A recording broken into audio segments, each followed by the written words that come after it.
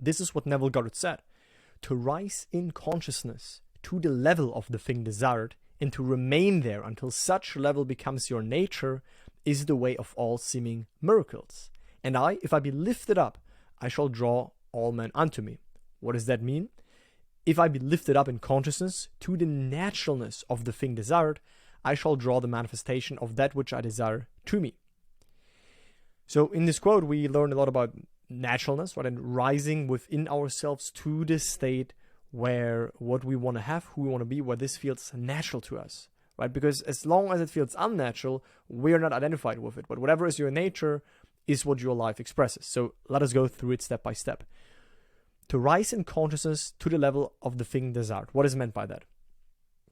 So you can imagine life as a scale or as a, let's just say, ladder of infinite levels of consciousness, right? Right now you are on one such a level, right? Right now you are on your current level of consciousness, right? You're in the current state of consciousness, and your life looks like it looks right now.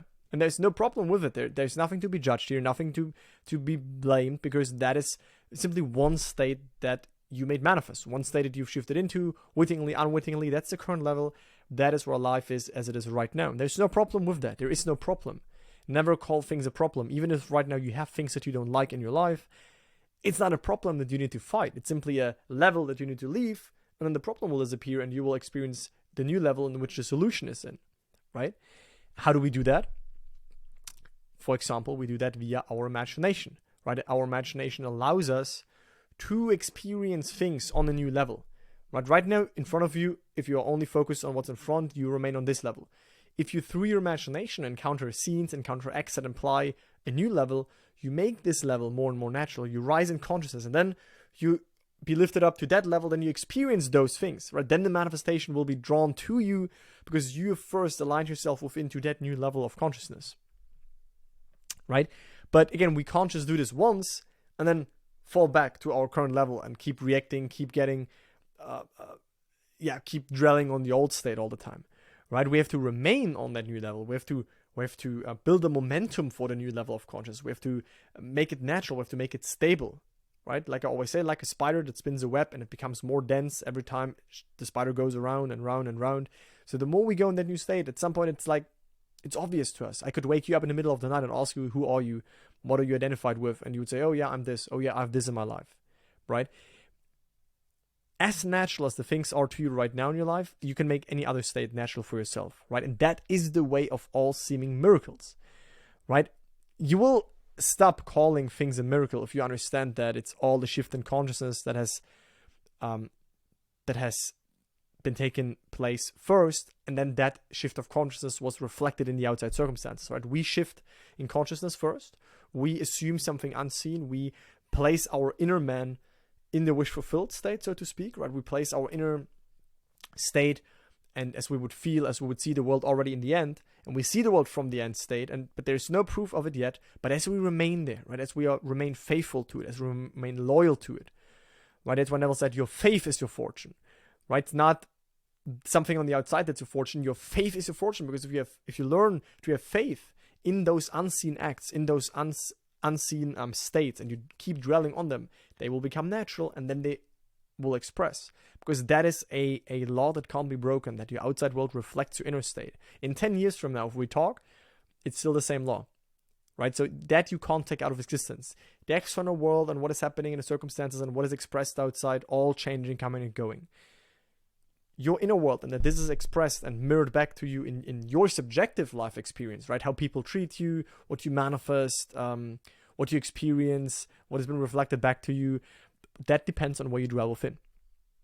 So if I be lifted up, right, first within, then the manifestation comes, right? Belief we have received, then we will. As within, so without, right? If I be lifted up in consciousness, so I shift myself within into the end state, I shall draw all men unto me.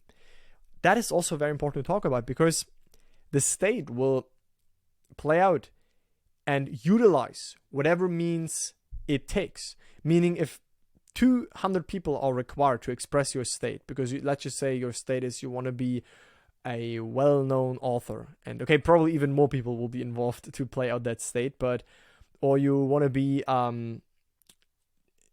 the mayor of your city, right? Let's just say that's your desire, and you like politics, and that's your desire, right? As a completely new spontaneous example, and you assume that state. Well, then it needs people who vote for you.